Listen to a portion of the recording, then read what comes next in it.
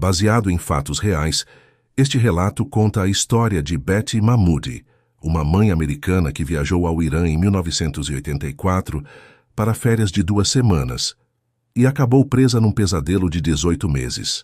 Algumas cenas foram adaptadas para intensificar a emoção, sem perder a verdade do que ela viveu. Se você gosta de histórias reais de mulheres que desafiaram o impossível e encontraram coragem no desespero, este canal é para você. Fique até o final. O que Betty fez para salvar sua filha vai te deixar sem palavras. Toda mãe faria qualquer coisa pelos filhos, certo? A gente sempre diz isso. Eu daria minha vida por eles. É fácil falar. Mas e quando você precisa provar? Eu precisei. E não foi numa situação heróica de filme. Foi numa escolha silenciosa, feita em segredo, planejada durante meses enquanto eu fingia que tinha desistido. Porque eu sabia, uma tentativa errada, um movimento em falso, e eu perdi a minha filha para sempre. Você consegue imaginar o que é olhar para sua filha de 4 anos e pensar: se eu tentar fugir e der errado, nunca mais vou ver ela crescer? Consegue imaginar o peso de saber que a coragem pode custar tudo? Tem um momento na vida em que a gente descobre do que é feita. Para mim, esse momento chegou numa manhã gelada de janeiro, quando o telefone tocou e uma voz do outro lado disse: "É agora ou nunca, Betty." Eu não era corajosa, não era forte. Eu era uma mãe apavorada que tinha 2 escolhas: ficar e ver minha filha crescer numa prisão, sendo moldada por um homem que eu não conhecia mais, ou arriscar tudo numa fuga que podia nos matar. Esta não é uma história sobre heroísmo. É sobre desespero, sobre o instinto materno que te faz atravessar montanhas cobertas de neve, mesmo quando suas pernas não aguentam mais. Sobre confiar em estranhos quando você não tem mais ninguém. Esta é a história de como eu escolhi entre 2 coisas impossíveis e de como essa escolha me definiu para sempre. Tem cheiro que a gente nunca esquece, sabe? Para mim, é o cheiro de panquecas no domingo de manhã. Aquele aroma de massa quente na frigideira, manteiga derretendo, a Matobe correndo descalça pela cozinha com o cabelo ainda bagunçado do sono. A casa cheirava a café fresco, a vida simples, a lar. Eu tinha tudo que uma mulher podia querer naqueles anos 80. Uma casa aconchegante em Michigan, com aquele jardim que eu cuidava nas tardes de primavera. 3 filhos, os 2 mais velhos, Joseph e John, já quase homens feitos, e minha pequena Matobe, que tinha acabado de fazer 4 anos e era a luz da minha vida. E tinha o Moody, meu marido, o homem que eu amava. Moody era médico, anestesista, iraniano de nascimento, mas americano de coração, ou pelo menos era o que eu achava. Ele tinha vindo para os Estados Unidos quando era jovem, tinha se formado aqui, construído vida aqui. Já fazia mais de 20 anos que ele vivia longe do Irã. A gente se conheceu quando eu já tinha os meninos de um casamento anterior, e ele entrou na nossa vida como um vento bom. Era atencioso, carinhoso com as crianças, trabalhador. A gente se casou, e daí veio a Matobe, nosso pedacinho de céu. Eu não vou mentir, a vida não era perfeita. Moody às vezes ficava carrancudo, reclamava dos colegas de hospital que faziam piadas sobre o sotaque dele, sobre a pele morena dele. Ele sentia que não era totalmente aceito, mesmo depois de tantos anos. Mas quem não tem seus demônios, né? Eu achava que era só isso. Coisa de orgulho ferido, nada que o amor não pudesse curar. Foi no começo daquele ano de 84 que as coisas começaram a mudar. Moody ficou mais quieto, mais distante. Passava horas assistindo notícias sobre o Irã na televisão, a revolução, o Ayatolá, a guerra contra o Iraque. Eu via aqueles olhos dele brilhando diferente, como se uma parte dele que tinha ficado adormecida tivesse acordado de repente. E daí veio o pedido. Betty, eu preciso ir ao Irã. A gente estava sentado na sala depois do jantar. Martobe brincava com as bonecas no tapete. Eu lembro que parei de tricotar e olhei para ele.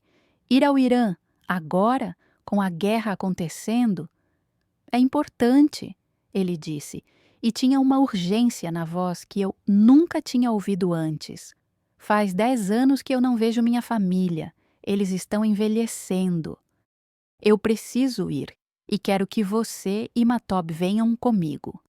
O peito apertou, não sei explicar, mas teve algo naquele momento que acendeu uma luz vermelha lá no fundo da minha alma.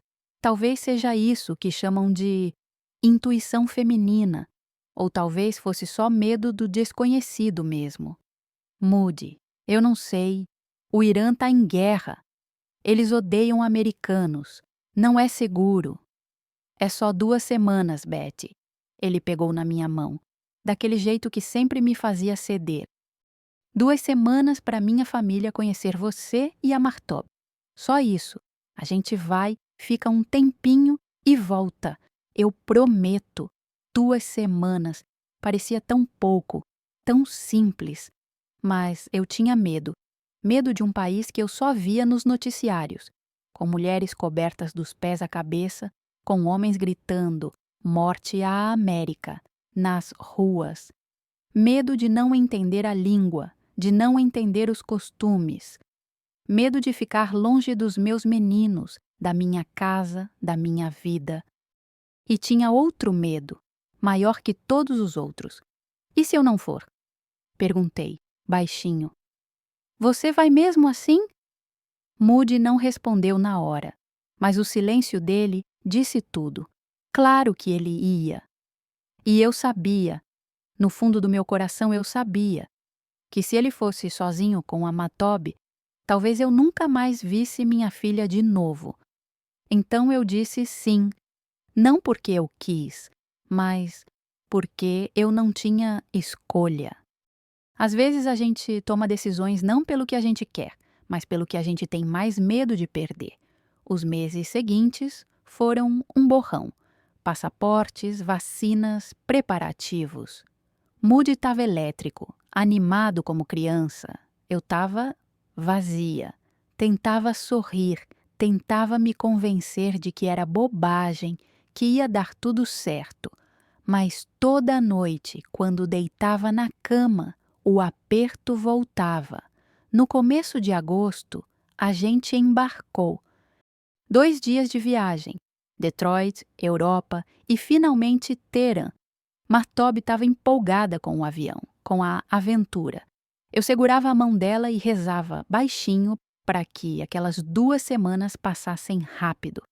Quando o avião pousou em Teherã, o calor bateu na gente como uma parede. Era um calor seco, pesado, que grudava na pele. Moody tinha pedido meu passaporte americano antes de descermos. Disse que era para facilitar na alfândega, para evitar problemas. Eu dei. Confiei. A família dele estava toda no aeroporto esperando.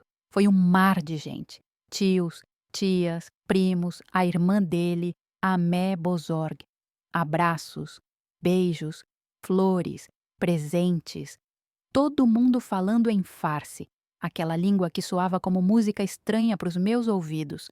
Eu sorria, agradecia, mas não entendia nada. Martob se escondia atrás das minhas pernas, assustada com tanta gente desconhecida. Eles me deram roupas, um monto e um rosary, aqueles panos tradicionais que as mulheres usam.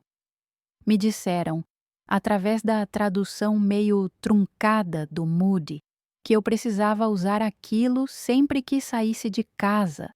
Eu vesti, mesmo sentindo que estava me cobrindo com uma prisão de tecido. A casa da irmã dele era pequena, cheia de gente. Tinha tapetes coloridos no chão. cheiro forte de temperos que eu não conhecia, o barulho constante de vozes em farce. Eu e Martob dormíamos num quartinho apertado, no chão, sobre almofadas, nada de cama, nada do conforto que a gente conhecia. E as refeições, meu Deus, as refeições, os homens comiam numa sala, as mulheres em outra. Eu sentava no chão com a Martob, comendo com as mãos aquela comida temperada demais, quente demais, diferente demais. As mulheres me olhavam com curiosidade misturada com algo que eu não conseguia decifrar. Desprezo? Pena? Não sei. A Mebozorg, a irmã dele, era especialmente fria comigo. Ela falava com Moody em farce e eu via pelos olhos dela que estava falando de mim. Eu não entendia as palavras, mas entendia o tom. Ela não gostava de mim. Não gostava que o irmão dela tivesse casado com uma americana. Os dias foram passando. 1 semana. 2 semanas. Eu contava nos dedos, esperando a data da volta. Martob ficava grudada em mim o tempo todo, chorando, pedindo para ir embora. Mamãe, eu quero ir para casa. Eu não gosto daqui. Eu também não gostava, mas faltava pouco. Eu dizia para ela, mais uns dias e a gente voltava para o nosso jardim, para as nossas panquecas de domingo, para os irmãos dela. Só que Moody estava diferente, cada dia mais diferente. Ele parava de traduzir as conversas. Ignorava quando eu pedia para sair um pouco. Ficava horas com a família dele, falando, falando, falando, e me olhava de um jeito que eu nunca tinha visto, como se eu fosse um problema a ser resolvido. A noite antes da nossa volta programada, eu estava arrumando as malas. Finalmente. A gente ia embora de manhã. Eu já estava sentindo o cheiro da minha casa, já estava imaginando abraçar meus meninos. Moody entrou no quarto, fechou a porta atrás dele e ficou parado ali, me olhando. Tinha algo no rosto dele, algo que fez meu sangue gelar. Pode parar de arrumar as malas, ele disse, e a voz era dura, gelada. Como assim? A gente vai embora amanhã. Não, a gente não vai. O mundo parou. Eu parei. Até meu coração parecia ter parado de bater. O quê? Nós vamos ficar aqui, Betty. Eu decidi. Este é o nosso lugar agora. Você, eu e Imatob. Vamos viver no Irã. Eu tentei rir. Achei que era piada. Mas não tinha riso naqueles olhos. Você tá brincando, né? Moody, a gente combinou 2 semanas. Eu tenho os meninos em casa. A gente tem vida lá. Vida? Ele cuspiu a palavra. Que vida? Uma vida onde zombam de mim, onde me tratam como cidadão de segunda. Aqui eu sou respeitado. Aqui eu sou alguém. E Matob vai crescer com valores verdadeiros, não aqueles valores americanos podres. Eu comecei a tremer, não de frio, de medo. Eu não vou ficar aqui, Moody. Você não pode me obrigar. Ele deu um passo na minha direção, e pela primeira vez na vida, eu tive medo do homem que tinha dormido ao meu lado por anos. Você vai fazer o que eu mandar. Você está no meu país agora. Aqui as leis são outras. Aqui você é minha mulher e vai obedecer. Martob começou a chorar baixinho na cama. Ela não entendia as palavras todas, mas entendia o tom, entendia o medo. Naquela noite, eu não consegui dormir. Fiquei olhando para o teto escuro daquele quarto estranho, sentindo o peso do mundo desabando em cima de mim. E foi aí que entendi. Eu tinha entrado numa prisão sem grades. E a chave estava nas mãos de um homem que eu não conhecia mais. As 2 semanas tinham sido uma mentira. Os sorrisos, as promessas, tudo tinha sido uma armadilha cuidadosamente montada. E eu tinha caído, levando minha filha junto. Os primeiros dias depois daquela noite foram como viver dentro de um pesadelo do qual você não consegue acordar. Sabe quando você belisca o braço, esperando que a dor te traga de volta para a realidade, mas nada muda? Era assim. Eu tentei de tudo. Chorei, implorei, argumentei, disse que os meninos precisavam de mim, que eu tinha uma vida lá, que a gente podia visitar o Irã todo ano se ele quisesse, mas era como falar com uma parede. O Moody que eu conhecia tinha desaparecido. No lugar dele, tinha um estranho com o mesmo rosto, mas com olhos frios, voz dura, mãos que apertavam meu braço com força demais quando eu contrariava. A família dele não ajudava em nada, muito pelo contrário. Quando eu tentei pedir apoio para a Amebozorg, ela me olhou com desprezo e disse alguma coisa em farsi que eu não entendi, mas o tom deixou claro: eu não tinha aliados ali. Para eles, Moody tinha tomado a decisão certa, tinha trazido a esposa e a filha de volta para casa, para os valores tradicionais, para a religião, para a família. Eu era a estranha, a americana, a que não entendia como as coisas funcionavam. As regras foram aparecendo aos poucos, como serpentes saindo de buracos escuros. Primeiro, o chador era obrigatório sempre que eu pisasse fora de casa. Não tinha negociação. Segundo, eu não podia sair sozinha. Nunca. Sempre tinha que ter alguém da família comigo. E esse alguém era sempre uma mulher que não falava inglês e que me vigiava como um guarda vigia um prisioneiro. Terceiro, e mais doloroso, o telefone era proibido. Moody escondia o aparelho, trancava portas, cortava qualquer possibilidade de eu falar com minha família nos Estados Unidos. Eu implorei, de joelhos, para poder ligar para os meus filhos, só para ouvir a voz deles, só para dizer que eu estava viva. Ele me empurrou contra a parede e disse que se eu tentasse ligar escondida, ele saberia e ia acabar comigo, acabar comigo. Essas palavras ecoavam na minha cabeça quando eu deitava à noite. Martob começou a definhar. Minha menininha vibrante, cheia de vida, foi ficando quieta, assustada, grudada em mim como se eu fosse o último pedaço de mundo seguro que ela tinha. E eu era, mas eu não me sentia segura. Como eu podia proteger ela se eu mesma estava presa?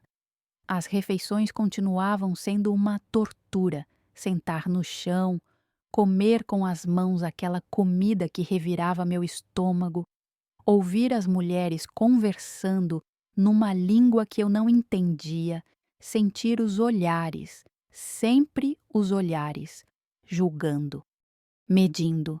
Eu emagreci, meu corpo rejeitava aquela vida. Foi em setembro, algumas semanas depois da revelação, que eu consegui uma brecha. Moody tinha ido trabalhar no hospital. Sim, ele já estava trabalhando, como se a vida aqui fosse normal, como se nada tivesse acontecido. A Mé Bozorg saiu para fazer compras e por alguns minutos preciosos eu fiquei sozinha. O telefone. Eu sabia onde ele guardava. Minhas mãos tremiam quando abri a gaveta, quando disquei o número que minha mãe tinha me dado antes de eu viajar. Um número de emergência. A seção de interesses americanos da Embaixada Suíça em Teherã. A ligação caiu 2 vezes. Na terceira, alguém atendeu. Alô. Minha voz saiu rouca, desesperada. Uma voz feminina, falando inglês. Inglês!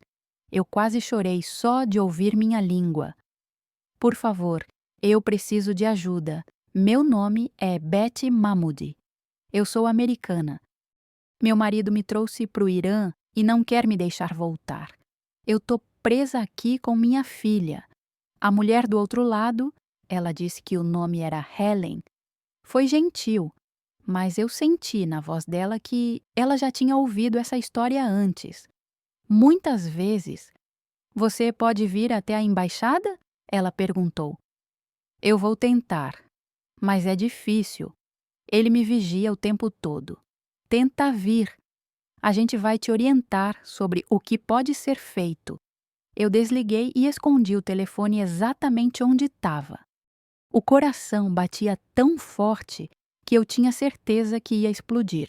Mas pela primeira vez em semanas, eu senti uma coisa pequena e frágil crescendo dentro de mim.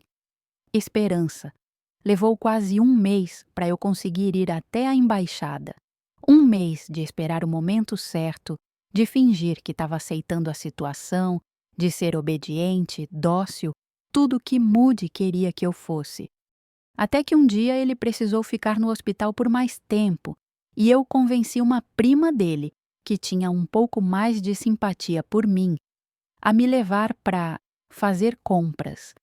A embaixada suíça ficava num prédio discreto. Quando entrei, foi como respirar pela primeira vez em um ano. Tinha outras mulheres ali, americanas, europeias, todas com a mesma expressão, desespero contido. Helen me recebeu numa sala pequena.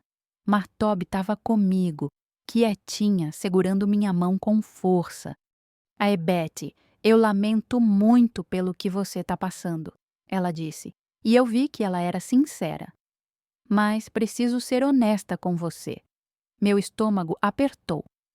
Pela lei iraniana, quando você se casou com um iraniano, você automaticamente se tornou iraniana também. E pela lei daqui, a guarda da Maktob pertence ao pai. Legalmente, você não pode sair do país com ela sem a permissão dele. As palavras caíram em cima de mim como pedras. Mas eu sou americana. Eu tenho direitos. Não aqui. Helen balançou a cabeça, e eu vi pena nos olhos dela. Aqui você é considerada iraniana e esposa. A lei não está do seu lado. Então eu tô presa? Para sempre? Não para sempre. A gente pode tentar trabalhar com seu marido, negociar, mas ele nunca vai deixar a gente ir embora. Eu interrompi, e as lágrimas finalmente desceram. Nunca. Quando voltei para casa, tentei agir normal, mas Moody sabia, não sei como, mas ele sabia. Talvez a prima tivesse contado. Talvez ele tivesse visto algo no meu rosto. Ou talvez ele só conhecesse bem demais o cheiro do medo. Naquela noite, quando Martob dormiu, ele entrou no quarto. Eu estava sentada no chão, tentando não chorar. Você foi na embaixada. Não era uma pergunta. Eu não respondi. Ele se abaixou, ficou com o rosto bem perto do meu. Eu conseguia sentir o hálito quente dele. Eu vou dizer isso uma vez só, Beth. Se você tentar sair daqui de novo, se você tentar fugir, eu te mato. Entendeu? Eu te mato. E ninguém aqui vai levantar um dedo para te defender, porque aqui você não é nada. Você é minha e vai fazer o que eu mandar. Eu acreditei nele, cada palavra. Porque nos dias seguintes, as coisas pioraram. Moody começou a me separar da Martob. Ele a levava para passar o dia com a família e eu ficava sozinha, trancada no quarto. Dizia que era para ela se acostumar com a cultura, para deixar de ser tão grudada na mãe. Mas eu sabia a verdade. Era para me quebrar, para me mostrar que ele tinha o controle absoluto. Teve um dia que ela voltou chorando tanto que não conseguia nem falar. Só se enfiou nos meus braços e soluçou por horas. Eu nunca soube o que fizeram com ela naquele dia. E até hoje isso me corrói. O pior não era a prisão física. Não era o chador, nem a comida, nem o calor sufocante de Teherã. O pior era a prisão da mente. Era acordar todo dia e saber que não tinha saída. Era olhar pela janela e ver mulheres caminhando na rua, todas cobertas, todas silenciosas, e pensar: é isso. É assim que vai ser pro resto da minha vida. Era ver minha filha perdendo a luz nos olhos, dia após dia. Era sentir que eu estava falhando como mãe porque não conseguia proteger ela. E tinha os momentos de violência. Eu não vou descrever em detalhes, porque algumas memórias são escuras demais para trazer de volta. Mas tinha noites em que Moody voltava do hospital frustrado, com raiva do mundo, sim, e descontava em mim. Tinha dias em que eu mal conseguia me levantar, mas me levantava, porque a Martob precisava de mim. A família assistia e não fazia nada. Para eles, aquilo era normal. Era o direito dele. Eu era a esposa desobediente, a americana arrogante que não queria aceitar o lugar dela. Foi num daqueles dias mais escuros, quando eu estava sentada no chão do quarto olhando para a parede, que eu tive um pensamento terrível. E se eu não aguentasse? E se eu desistisse? Mas daí a Martob entrou, com aqueles olhinhos assustados, e sussurrou: Mamãe, a gente ainda vai voltar para casa? E eu olhei para ela, para aquela menininha que não tinha pedido nada disso, que confiava em mim, que acreditava que eu ia salvar ela, e eu prometi: a gente vai, meu amor. Eu não sei como, mas a gente vai. Naquela noite, eu não consegui dormir, mas não era de desespero, era de algo diferente, algo que eu não sentia há semanas: raiva, raiva de ter sido enganada, raiva de estar presa, raiva de ver minha filha sofrendo. E foi essa raiva que começou a me transformar. Ele me olhou com olhos que eu nunca tinha visto e disse: se você tentar fugir de novo, eu te mato. E ninguém aqui vai te defender. Eu acreditei nele. Mas pela primeira vez, eu também acreditei em outra coisa. Eu não ia passar o resto da vida ali. De alguma forma, de algum jeito, eu ia encontrar uma saída. Ou eu morria tentando.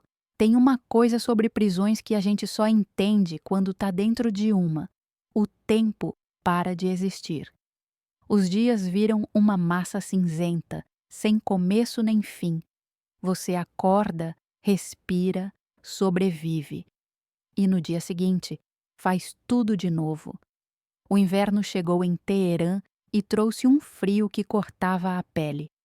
Aquele frio seco, de deserto, que entra pelos ossos. A casa não tinha calefação decente. Martob e eu dormíamos abraçadas debaixo de cobertores finos, tremendo, sussurrando para ninguém ouvir. Mamãe, quanto tempo ainda? Não sei, meu amor. Mas eu vou tirar a gente daqui. Ela tinha 5 anos agora. 5 anos e já tinha visto coisas que nenhuma criança deveria ver. Já tinha aprendido a ficar em silêncio quando o pai chegava em casa com aquela cara fechada. Já tinha aprendido que existem 2 tipos de medo: o que te paralisa e o que te faz desaparecer. Moody tinha matriculado ela numa escola islâmica. Todo dia ele levava minha menina, antes tão alegre, tão cheia de perguntas, e trazia de volta uma sombra. Ela tinha que usar o hijab, sentar separada dos meninos, decorar versículos do Corão em farsi, uma língua que ela mal entendia, uma religião que não era dela. Eu tentei protestar, uma vez, só uma. Ela é muito pequena para isso, Moody. Deixa ela só brincar, ser criança. Ele nem respondeu com palavras. A resposta veio de outro jeito, e eu aprendi a não questionar mais. Mas questionar por fora é diferente de questionar por dentro. E por dentro, eu estava em guerra. Eu comecei a perceber coisas, pequenas coisas. A prima que tinha pena de mim, a vizinha que olhava com tristeza quando via a Martob chorando, o homem da esquina que vendia frutas e sempre me dava uma maçã extra, em silêncio, com um olhar que dizia: eu sei. Tinha iranianos bons ali, gente que não concordava com o que estava acontecendo comigo, gente que tinha compaixão. Mas compaixão é uma coisa perigosa num país onde delatar é mais seguro que ajudar.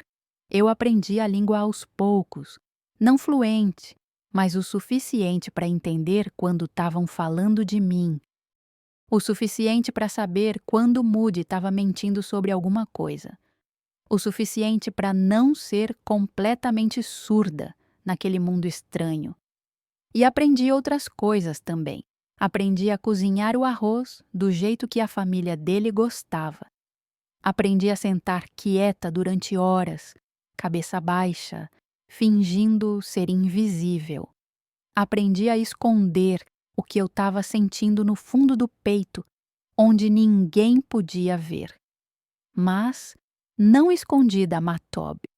Com ela, eu era verdadeira. À noite, quando tínhamos certeza que ninguém estava ouvindo, eu contava histórias para ela. Histórias sobre Michigan, sobre o jardim cheio de flores, sobre os irmãos dela, sobre panquecas de domingo, sobre neve que era branca e limpa, não cinza e suja, como a de Teherã. Um dia a gente vai voltar para lá, eu sussurrava. E você vai poder usar suas roupas coloridas de novo. E brincar no quintal, e ser livre. Livre! Ela repetia a palavra como se fosse mágica. E talvez fosse. A guerra entre Irã e Iraque estava acontecendo o tempo todo, como um monstro rondando nas sombras. A gente ouvia sirenes, explosões distantes, aviões cortando o céu. As pessoas corriam para os abrigos. Eu ficava parada pensando, será que morrer num bombardeio seria melhor que viver assim? Mas daí eu olhava para Martob e sabia que não. Eu tinha que mantê-la viva, tinha que mantê-la inteira. Mesmo que eu me despedaçasse no processo. Teve um dia, no meio daquele inverno cinzento, que eu estava na cozinha com outras mulheres da família. A gente estava preparando um ensopado, cortando vegetais em silêncio. E de repente uma delas, uma prima mais nova do Moody, encostou em mim e sussurrou em inglês quebrado. Você, triste. Eu entendo. Eu olhei para ela, surpresa. Ela tinha talvez 20 anos, olhos gentis. Meu prima. Ele não bom homem, ela continuou, olhando em volta para ter certeza que ninguém ouvia. Você não merece isso. Foi só isso. Algumas palavras. Mas naquele momento foram tudo. Porque me lembraram que eu ainda era humana, que eu ainda merecia compaixão, que nem todo mundo ali queria me ver sofrer. Moody, por outro lado, estava cada vez pior. Tinha dias que ele era o homem que eu conheci, atencioso, brincando com a Mahatob, me tratando com cuidado. Nesses dias eu quase esquecia. Quase acreditava que talvez ele mudasse de ideia, que talvez a gente pudesse voltar para casa. Mas esses dias eram raros e sempre vinham seguidos de dias piores. Ele estava obcecado com a ideia de me transformar numa esposa iraniana de verdade. Queria que eu parasse de reclamar, que aceitasse meu lugar, que fosse grata por ter um teto e comida. Dizia que nos Estados Unidos eu era mimada, fraca, corrompida pela cultura americana decadente. Aqui você vai aprender a ser uma mulher de verdade, ele disse uma vez. Uma mulher que sabe seu lugar, mas eu não queria aprender isso. E no fundo, ele sabia. Então, ele usou a única arma que realmente funcionava, Martob. Começou a ameaçar me separar dela de vez. Dizia que ia mandar ela morar com a família longe de mim, que uma mãe americana não sabia educar uma menina iraniana direito. E eu sabia que ele podia fazer isso. A lei estava do lado dele. Foi naqueles meses, entre o outono e o inverno de 85, que eu entendi uma verdade dura. Ninguém ia me salvar. Nem a embaixada, nem a família dele, nem Deus. Se eu quisesse sair dali, eu mesma teria que encontrar um jeito. Comecei a guardar coisas, pequenas coisas, dinheiro que eu encontrava, endereços que eu memorizava, informações sobre rotas, fronteiras. Eu não sabia ainda como ia usar aquilo, mas sabia que precisava. E comecei a fazer algo que me manteve sã: rezar. Eu não era super religiosa antes disso tudo. Ia na igreja de vez em quando, acreditava em Deus de um jeito meio solto. Mas ali, naquela prisão sem grades, a oração virou minha âncora. Eu rezava baixinho à noite, pedindo força, pedindo proteção para Matob, pedindo um milagre. E talvez porque eu pedi tanto, ou talvez porque o universo tem seus mistérios, as coisas começaram a mudar. Foi no começo de 86 que a prima gentil, a que tinha falado comigo naquele dia na cozinha, me procurou de novo. Dessa vez, ela tinha um nome para me dar, um nome sussurrado, como se fosse perigoso até falar. Amal, ela disse. Ele ajuda mulheres, mulheres como você. Falam que ele conhece pessoas que podem tirar você daqui. Meu coração disparou. Como eu falo com ele? Não sei. Mas tem gente que sabe. Eu posso perguntar. Era arriscado. Muito arriscado. Se Moody descobrisse, eu não queria nem imaginar o que ele faria. Mas o que mais eu tinha a perder? Por favor, pedi, segurando a mão dela. Por favor, me ajuda. Ela assentiu e sumiu. Nas semanas seguintes, eu vivi com o coração na boca, esperando, planejando, imaginando. Porque, pela primeira vez em mais de um ano, eu tinha algo além de desespero. Eu tinha possibilidade. Foi quando percebi, ou eu fugia, ou eu morria ali. E minha filha cresceria pensando que mães abandonam suas filhas. Não, eu não ia deixar isso acontecer. A guerra dentro de mim tinha começado. E eu ia lutar até o fim. Tem momentos na vida que a gente olha para trás e pensa: foi ali? Foi naquele segundo exato que tudo mudou. Para mim, foi num dia de janeiro de 86, quando recebi um bilhete amassado escondido dentro de uma sacola de pão. Eu estava voltando de uma das raras saídas que Moody permitia, sempre vigiada, sempre acompanhada. A prima gentil tinha vindo comigo dessa vez. No meio do caminho, ela comprou pão numa padaria e me entregou a sacola. Guarda bem, ela sussurrou. E queima depois de ler. Meu coração quase saiu pela boca. Quando cheguei em casa, tranquei a porta do banheiro, o único lugar onde eu tinha alguns minutos de privacidade, e abri o bilhete. Era escrito em inglês, com letra apressada. Tem gente que pode ajudar, mas vai ser perigoso, vai custar dinheiro. E se der errado, você pode morrer. Pense bem. Se ainda quiser, deixe um lenço branco na janela amanhã às 10 da manhã.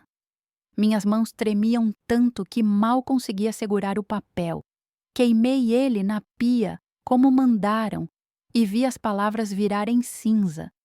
Naquela noite, não dormi. Fiquei olhando para Martob dormindo do meu lado, tão pequena, tão frágil. Pensei nos meus outros filhos, que já tinham mais de um ano sem notícias minhas. Pensei na minha mãe, que devia estar desesperada, e pensei no que aconteceria se eu não tentasse. Martob cresceria ali, viraria uma mulher coberta, silenciosa, sem escolhas. Esqueceria o inglês, esqueceria a América, esqueceria quem ela realmente era. Eu não podia deixar isso acontecer. Na manhã seguinte, às 10 em ponto, amarrei um lenço branco na janela. Os dias que se seguiram foram um borrão de medo e espera. Até que, quase 2 semanas depois, recebi outro bilhete. Dessa vez, com instruções. Num determinado dia, eu deveria ir até uma mesquita específica. Alguém me abordaria. Eu saberia quem era. Convencer Moody a me deixar sair foi mais fácil do que eu esperava. Disse que queria aprender mais sobre o Islã, que estava tentando me adaptar. Ele ficou tão surpreso e satisfeito que até ofereceu dinheiro para eu comprar um Corão novo. A ironia me deu vontade de rir ou chorar. Fui até a mesquita com o coração batendo tão forte que eu tinha certeza que todo mundo podia ouvir. Fiquei parada num canto, tentando parecer natural. Mulheres entravam e saíam, todas cobertas, todas iguais. E então, alguém encostou em mim. Um homem mais velho, barba grisalha, olhos cansados. Betty? Ele perguntou em inglês baixinho. Assenti. Me chamo Amal. Venha. Seguimos até um pequeno café nos fundos. Ele pediu chá para nós duas e ficamos sentadas num canto escuro. Sua situação é complicada, ele disse direto ao ponto. Seu marido tem conexões. A família dele é conhecida. Não vai ser fácil tirar você daqui. Eu sei, mas eu preciso tentar. Você entende que se der errado, seu marido pode te matar? A lei está do lado dele. Eu entendo. Ele me estudou por um longo momento. Depois assentiu. Tem uma rota, através das montanhas até a Turquia, 800 quilômetros, parte a pé, parte a cavalo, parte de carro. Vai ser frio, vai ser perigoso. Tem contrabandistas, bandidos e tem a polícia iraniana. Se te pegarem na fronteira, vai ser o fim. 800 quilômetros, montanhas, com uma menina de 5 anos. Quanto custa? Perguntei, e a voz quase não saiu. Ele disse um número. Era muito dinheiro. Dinheiro que eu não tinha. Eu vou conseguir. Menti. Ou talvez não fosse mentira. Talvez fosse fé. Você tem que juntar tudo: dinheiro, documentos, roupas quentes, e tem que escolher o momento certo. Quando seu marido estiver distraído, quando não esperarem. Como eu entro em contato com você de novo? Você não entra, eu entro com você. Quando estiver tudo pronto, vou mandar notícias. E ele se levantou e saiu, deixando o chá pela metade. Voltei para casa num estado de choque. Tinha cruzado uma linha. Não tinha mais volta. Nas semanas seguintes, eu virei outra pessoa, pelo menos por fora. Me tornei a esposa obediente que Moody queria. Sorria quando ele chegava em casa. Cozinhava o que ele gostava. Parava de reclamar. Vestia o chador sem resistência. Ele achou que tinha me quebrado, que eu finalmente tinha aceitado meu destino. Mas por dentro, eu estava planejando cada detalhe. Juntei dinheiro de qualquer jeito que pude. Vendi algumas joias que eu tinha escondido. Peguei dinheiro que Moody deixava pela casa. Guardei cada nota, cada moeda. Separei roupas quentes para mim e para Martop. Nada que chamasse atenção. Preparei uma bolsa pequena com o essencial. Documentos, fotos dos meninos, algumas coisas da Martop. E esperei. Foi no meio de janeiro que chegou a notícia. Minha mãe ligou, uma das raras vezes que Moody permitiu.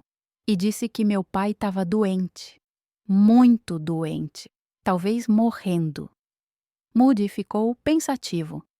Depois de alguns dias, ele fez uma proposta. Você pode voltar para os Estados Unidos, ver seu pai, mas a Martob fica aqui. Meu sangue gelou. Não, eu não vou sem ela. Então você não vai. Mas ele tinha plantado uma semente. E alguns dias depois, voltou ao assunto. Eu marquei uma passagem para você. 31 de janeiro. Você vai, fica uma semana e volta. Sozinha. Ele estava me testando. Queria ver se eu voltaria. Queria usar meu pai doente como isca para ter certeza de que eu não tentaria fugir. Eu disse que sim, que eu iria. Mas eu sabia que aquele dia, 31 de janeiro, seria minha única chance. Porque se eu embarcasse naquele avião sozinha, eu nunca mais veria minha filha. 29 de janeiro, 2 dias antes da minha suposta partida. Eu estava acordando quando Moody recebeu um telefonema urgente do hospital. Uma emergência. Ele precisava ir imediatamente. Foi quando eu soube. Era agora. Assim que ele saiu, eu liguei para o número que a Mal tinha me dado. Um número que eu tinha memorizado e depois destruído o papel. É hoje, Betty, ele disse. Ou vocês vão agora, ou não vão mais. Meu corpo inteiro tremia. A gente vai. Tem um apartamento. Vou te dar o endereço. Chegue lá antes do meio-dia e traga a menina. Só uma bolsa pequena. Nada que chame atenção. Desliguei o telefone. Olhei para Martob, que estava brincando com uma boneca no chão. Meu amor, chamei, tentando manter a voz firme. A gente vai fazer uma viagem especial. Mas você não pode contar para ninguém, tá bom? É segredo. Ela me olhou com aqueles olhos grandes, assustados, mas confiantes. A gente vai voltar para casa, mamãe. Lágrimas queimaram meus olhos. A gente vai tentar. Vesti ela com as roupas mais quentes que tinha. Vesti minhas roupas, coloquei o chador por cima. Peguei a bolsa que eu tinha preparado em segredo. Documentos, dinheiro, esperança. E saímos pela porta. O ar lá fora estava gelado. As ruas de Teherã fervilhavam de gente. Ninguém prestou atenção em mais 2 mulheres cobertas caminhando apressadas. Encontrei um táxi. Dei o endereço que a Mal tinha passado. O motorista me olhou meio desconfiado, mas aceitou. Durante todo o trajeto, eu segurei a mão da Matob com força. Ela não disse nada, mas eu sabia que ela estava com medo. Eu também estava. O apartamento era pequeno, escuro, cheirando a mofo. A Mal nos recebeu na porta e nos levou para dentro rapidamente. Vocês vão ficar aqui 3 dias, ele disse, até eu completar os preparativos. Não saiam, não façam barulho, não olhem pela janela. Se alguém bater na porta, se escondam no armário. 3 dias. Em silêncio absoluto. Enquanto lá fora, Moody provavelmente já tinha percebido que a gente sumiu. Enquanto a polícia provavelmente já estava procurando. 29 de janeiro. Moody foi chamado inesperadamente ao hospital, sabendo que esta era minha última chance antes de me forçar a ir embora sem minha filha. Eu liguei para Amal e ele disse: "É hoje, Betty. Ou vocês vão agora, ou não vão mais." Eu olhei para Matob, para aquela menininha que tinha colocado toda a confiança dela em mim. E respirei fundo. A gente ia fazer isso. A gente ia fugir, ou a gente ia morrer tentando. 3 dias num apartamento escuro, sem janelas, sem barulho. 3 dias comendo pão velho e água. 3 dias segurando Martob no colo enquanto ela chorava baixinho, com medo, sem entender direito o que estava acontecendo. A gente vai cavalgar nas montanhas, eu sussurrei para ela. Igual num filme de aventura. Você vai ser valente, né? Ela assentiu. Mas os olhinhos dela diziam outra coisa. Diziam: "Eu tô com medo, mamãe." Eu também tava, mas não podia deixar ela ver. Foi na madrugada do dia 31 de janeiro, justamente o dia que eu deveria embarcar sozinha para os Estados Unidos, que Amal bateu na porta. 3 batidas rápidas, o sinal combinado. "É hora", ele disse quando abrimos. "Vistam tudo de quente que tiverem. Onde vocês vão? A neve é alta." 2 homens esperavam lá fora, contrabandistas. Um era mais velho, rosto marcado pelo sol e pelo tempo. O outro era jovem, olhar nervoso. Nenhum dos dois falava inglês. Entramos num carro velho que cheirava a cigarro e suor. As janelas estavam sujas. Martob se encolheu no meu colo. Dirigimos por horas. Saímos de Teherã quando o sol ainda não tinha nascido. A cidade foi ficando para trás, dando lugar a estradas vazias, deserto, montanhas ao longe. Eu olhava pela janela tentando gravar tudo na memória. Teherã. A prisão que eu tinha vivido por 18 meses. Eu nunca mais queria ver aquele lugar. Paramos num vilarejo pequeno bem antes da cidade de Tabriz. Uma casa de barro, portas baixas, cheiro de lenha queimando. Uma mulher idosa nos recebeu sem sorrir. Ela nos deu chá quente e pão. Martob comeu um pouco, mas estava quieta demais. Quieta de um jeito que me assustava. Amanhã a gente cruza. O homem mais velho disse através de gestos e das poucas palavras em inglês que sabia. Apontou para as montanhas lá fora. Cavalo, neve, muito frio. Eu olhei para as montanhas. Elas pareciam enormes, impossíveis, cobertas de branco até onde a vista alcançava. Como a gente ia atravessar aquilo? Dormimos no chão, enroladas em cobertores ásperos. Eu não consegui fechar os olhos. Fiquei olhando para o teto baixo, ouvindo a respiração da Martob, pensando: será que eu fiz a escolha certa? Será que eu não estou levando minha filha para a morte? Mas não tinha mais volta. Saímos antes do amanhecer. O frio cortava o rosto como lâminas. Tinha 2 cavalos esperando. Eu nunca tinha montado num cavalo na vida. E ali eu estava, com uma menina de 5 anos, prestes a atravessar montanhas cobertas de neve. O homem mais velho me ajudou a subir. Colocou a Martob na minha frente, entre meus braços.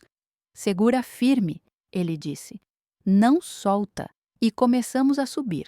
No começo, não foi tão ruim. O caminho era estreito, mas dava para ver. A neve estava dura sob os cascos dos cavalos. Martob ficou quietinha, agarrada em mim. Mas conforme a gente subia, tudo piorou. A neve ficou mais funda. O vento começou a uivar, tão forte que eu mal conseguia ouvir meus próprios pensamentos. O frio era tão intenso que meus dedos ficaram dormentes mesmo dentro das luvas. Martob começou a chorar. Mamãe, eu tô com frio. Eu não aguento mais. Aguenta só mais um pouco, meu amor. Só mais um pouco. Mas o mole pouco virou horas, horas e horas subindo, descendo, atravessando desfiladeiros onde um passo errado do cavalo significaria cair no vazio. Teve um momento que eu olhei para baixo e vi o abismo, centenas de metros de queda, e o cavalo estava andando numa trilha tão estreita que mal cabia os cascos dele. Fechei os olhos e rezei. Rezei como nunca tinha rezado na vida. A tarde caiu. E a gente ainda estava nas montanhas. O homem mais velho parou o cavalo e fez sinal para descer. Tinha uma cabana minúscula, quase escondida entre as rochas. Entramos. Não tinha nada ali, só pedra, frio, escuridão, mas pelo menos não tinha vento. Eu tirei as luvas e vi que meus dedos estavam roxos. Martob estava tremendo tanto que os dentes dela batiam. Eu a abracei com toda a força que tinha, tentando passar calor do meu corpo pro dela. Você é tão corajosa, sussurrei no ouvido dela. Tão corajosa, meu amor. O homem mais velho acendeu um fogo pequeno com galhos secos que ele carregava. O calor era fraco, mas era melhor que nada. Comemos pedaços de pão duro, bebemos neve derretida e tentamos dormir. Mas eu não consegui, porque eu sabia que se a gente adormecesse de verdade, com aquele frio, talvez a gente não acordasse. Então fiquei ali, esfregando os braços da Martob, soprando nas mãozinhas dela, mantendo ela acordada mesmo quando ela implorava para dormir. O amanhecer veio devagar, cinzento, frio, cruel. Hoje cruzamos fronteira, o homem disse. Turquia. Depois, seguro. Montamos nos cavalos de novo. Meu corpo doía em lugares que eu nem sabia que existiam. Martob mal conseguia ficar acordada. Mas a gente continuou. E no meio da tarde do segundo dia, aconteceu. O homem mais velho parou o cavalo, apontou para frente. Turquia, ele disse. Ali. Eu olhei. Não tinha nenhuma placa, nenhuma cerca. Só neve, rochas, céu cinzento. Mas era a liberdade. Descemos dos cavalos. Meus joelhos quase cederam quando meus pés tocaram o chão. O homem apontou para uma direção. Aquela vila, 3 horas andando. Perguntar embaixada americana. Eles ajudam. E então ele e o outro contrabandista montaram nos cavalos e desapareceram. Sem despedida, sem olhar para trás. Eu e Martob ficamos ali, sozinhas, no meio da neve. 3 horas andando. Eu mal conseguia ficar de pé. Martob pesava como chumbo nos meus braços, mas a gente andou, passo por passo, tropeçando, caindo, levantando e andando de novo. A vila apareceu quando o sol já estava se pondo. Era pequena, pobre, mas tinha gente. Gente que falava turco, não farsi. Gente que não ia me prender. Pedi ajuda, com gestos, com as poucas palavras que eu sabia. Alguém entendeu. Me levaram até uma casa onde tinha um telefone. Liguei para o consulado americano em van. Oh, por favor, minha voz saiu rouca, quebrada. Eu sou americana, Betty Mahmoudi. Eu fugi do Irã. Eu preciso de ajuda. Mandaram um carro nos buscar. Quando chegamos no consulado, quase desabei. Um funcionário americano, um rosto amigável, falando inglês, minha língua, me pegou antes que eu caísse. Você tá segura agora, ele disse. Você tá segura. E eu chorei. Chorei como não chorava desde que tudo começou. Nos próximos dias foram um borrão, documentos, perguntas, passaportes provisórios, passagens de avião, 32 horas de ônibus até Ankara. Depois, voo para Istambul. Depois, voo para os Estados Unidos. Quando o avião pousou em Michigan, no dia 7 de fevereiro de 86, eu caí de joelhos no corredor. Martob me abraçou. E as duas choramos, porque a gente tinha conseguido. 18 meses de inferno, 800 quilômetros de fuga, montanhas cobertas de neve, morte olhando pra gente a cada passo. Mas a gente tinha conseguido. Meus meninos estavam esperando no aeroporto, Joseph e John. Já tão crescidos, eles correram pra gente, nos abraçaram, choraram junto. E pela primeira vez, em 1 ano e meio, eu respirei. Respirei ar de liberdade. Quando pisamos em solo americano, eu caí de joelhos. Martob me abraçou e eu chorei. Chorei por tudo que a gente tinha passado. Chorei porque a gente tinha conseguido. Chorei porque, pela primeira vez em 1 ano e meio, eu podia respirar. E eu soube, naquele momento, que nunca mais ninguém ia tirar minha liberdade de mim. Nunca mais. Betty e Martob voltaram para casa. Mas voltar não significou esquecer. Nos dias que se seguiram, Betty entrou com pedido de divórcio. Mudou as fechaduras da casa. Passou noites sem dormir, olhando pela janela, esperando que Moody aparecesse, porque ela sabia que ele não ia desistir facilmente. E ela estava certa. Moody tentou de tudo para recuperar a filha. Ligações ameaçadoras, advogados. Até tentou voltar aos Estados Unidos em 2001, mas foi impedido de entrar no país. Seu nome estava em listas de vigilância. Ele nunca mais pôs os pés em solo americano. Morreu no Irã em 2009, sem nunca ter revisto Mahtob. Mas a história de Betty não terminou na fuga. Ela poderia ter guardado aquela dor só para ela. Poderia ter tentado esquecer e seguir em frente. Mas Betty escolheu outro caminho. Ela transformou seu sofrimento em propósito. Em 1987, apenas um ano depois da fuga, Betty publicou o livro Jamais Sem Minha Filha, ou Not Without My Daughter, no original em inglês. O livro se tornou um fenômeno mundial, traduzido para mais de 20 idiomas, vendendo milhões de cópias. Em 1991, virou filme, estrelado pela Sally Field, levando a história de Betty para milhões de telas ao redor do mundo. Mas mais importante que a fama foi o impacto. Betty fundou a organização One World for Children, Um Mundo pelas Crianças, uma organização dedicada a ajudar famílias presas em situações de sequestro parental internacional. Ela se tornou voz para mães e pais desesperados que tinham seus filhos levados para outros países, presos em casamentos que viraram prisões, perdidos em sistemas legais que não os protegiam. Ela salvou não apenas a própria filha, ela ajudou a salvar centenas de outras crianças. E Mahtob? Aquela menininha de 5 anos que atravessou montanhas cobertas de neve? Mahtob cresceu, superou os traumas, formou-se, construiu sua própria vida e em 2015, 30 anos depois da fuga, ela escreveu seu próprio livro, Meu Nome é Mahtob. Nele, ela conta sua versão da história, o que sentiu, como superou e como aprendeu a perdoar, não o pai, mas a si mesma, por carregar tanto peso por tanto tempo.